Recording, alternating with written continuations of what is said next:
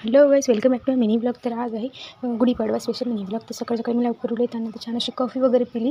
त्यानंतर आज सगळं छान अशी रांगोळी काढायची होती, त्यासाठी मी रांगोळी काढली. तर रांगोळी कशी वाटली कमेंटमध्ये नक्की सांगा. त्यानंतर मी छान वगैरे फ्रेश वगैरे झाली. त्यानंतर आम्ही सगळ्यांनी मिळून छान पूजा वगैरे केली. सगळे देवांची अंघोळ वगैरे करून दिली. छान सगळ्यांना ड्रेस वगैरे नवीन घातली. सगळ्यांची पूजा वगैरे केली. छान फुलं वगैरे ठेवली. तर ही सगळी पूजा वगैरे केली होती. पूजा वगैरे झाल्यानंतर आम्ही सगळ्यांनी ठरवलं पहिले गुढी बांधायची, कारण की खूप लेट झालं होतं ऑलरेडी. त्यानंतर मी छान अशी साडीचे प्लेट्स काढल्या होत्या, कारण की गुढीसाठी साडीला असे प्लेट्स छान वाटतात. त्यानंतर मी गुढीची पूजा करायला घेतली.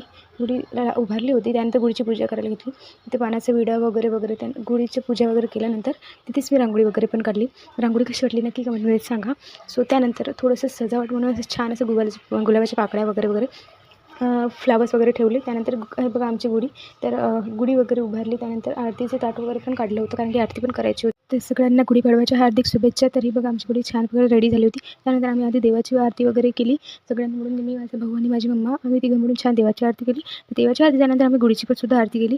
सगळं झाल्यानंतर आता खूप थकलेलो होतो, कारण खूप जास्त भूक लागली होती. तर त्यासाठी फटाफट छान असे भजे वगैरे काढले. सगळं पुरी वगैरे असं आजचा मेनू होता. शिरा, पुरी, शेवची भाजी वगैरे एक्सेट्रा हे सगळं आजचं जेवण होतं. तर आजचं जेवण अतिशय छान झालं होतं. तर तुम्ही बघू शकता जेवणाची मजा घेत मी छान असं जेवण केलं. तर आजचा दिवस भेटूया नेक्स्ट व्लॉगला. Bye bye.